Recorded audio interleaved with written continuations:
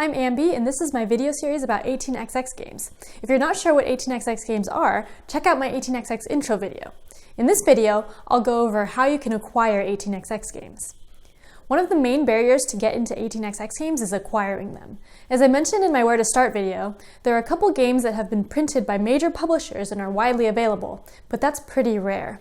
Most of the 18xx games are more difficult and expensive to get, since they're either not widely published or out of print.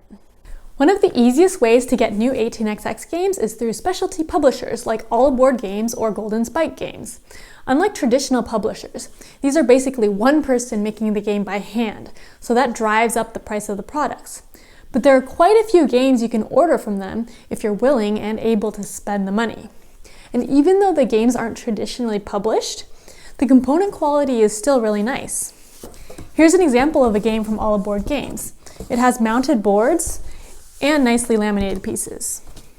If you'd rather spend the time yourself, you can print and play your own game. There are a bunch of 18xx games that the designers have made available for print and play. We've printed and played a couple of games, but there are a lot of pieces to cut out, and it takes a lot of time to make a complete game, especially if you're not experienced at making games. There's also a bit of an upfront cost for this method, since you'll need to get crafting equipment. We got a printer, a laminator, a rotary cutter, cutting mat, and a ruler in order to make our print and play.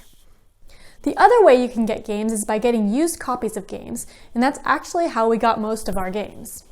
You can find some games on eBay, but the website Board Game Geek also has some good tools for finding used games.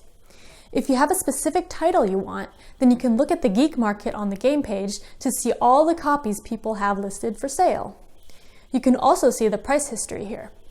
Since a lot of the 18xx games are out of print and rare, they generally cost a lot on the secondary market, so it's useful to check the price history of the game to see how much it usually costs. In addition to the Geek Market, you can also trade games through Board Game Geek under Geek Trade. We've got a couple of our 18xx games through trading other board games.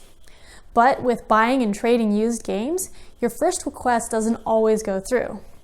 Unless you get lucky, you'll probably need to message a lot of different people in order to get what you want. So basically, if you want a specific game, keep an eye on the game page on Board Game Geek and message everyone who has it for sale or trade. There's also a Yahoo mailing list with a lot of 18xx gamers that I'll link in the notes below. There are a lot of 18xx veterans in the list, so if you join the group, you can find used copies of games there as well. Thanks for watching 18xx with Ambie. You can comment below or email me at ambie@dicetower.com with any questions, comments, or suggestions for future videos.